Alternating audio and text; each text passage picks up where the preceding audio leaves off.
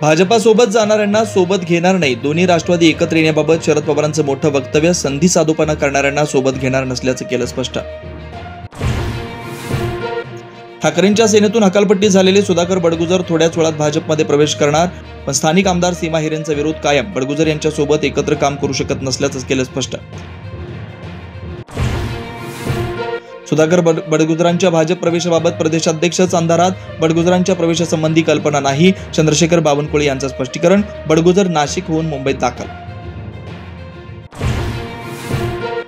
खासगी सचिवांची नियुक्ती रखडल्यानं शिवसेनेच्या मंत्र्यांमध्ये नाराजी. उपमुख्यमंत्री एकनाथ शिंदे घेणार आज मुख्यमंत्री फडणवीसांची भेट.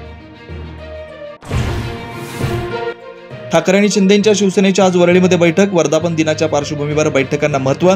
दोन्ही शिवसेनांच्या बैठक स्थानांमध्ये अवघं 200 मीटरचं अंतर. कोल्हापूर शहराच्या हद्दवाढीला 20 गावांचा विरोध. हद्दवाढ झाल्यास झेडपी आणि मनपा निवडणुकीवर बहिष्कार घालण्याचा इशारा. मुंबईत होणाऱ्या बैठकीकडे गावकऱ्यांचं लक्ष. एअर इंडियाच्या विमान अपघातानंतर पहिल्यांदाच अहमदाबादहून लंडनला जाणारं विमानाचं उड्डाण रद्द. दुपारी नियोजित असलेलं उड्डाण तांत्रिक बिघाडामुळे रद्द झाल्याची माहिती. अहमदाबाद विमान दुर्घटनेवेळी विद्यार्थ्यांनी उड्या मारून वाचवले प्राण. वैद्यकीय महाविद्यालयातील विद्यार्थ्यांचा उड्या मारतानाचा व्हिडिओ समोर.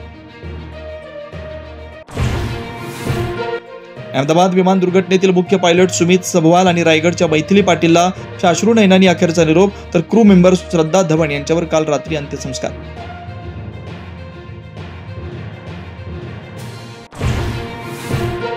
इराण आणि इस्रायल मधला संघर्ष शिगेला. तेहरानमधील भारतीयांनी शहर सोडावं.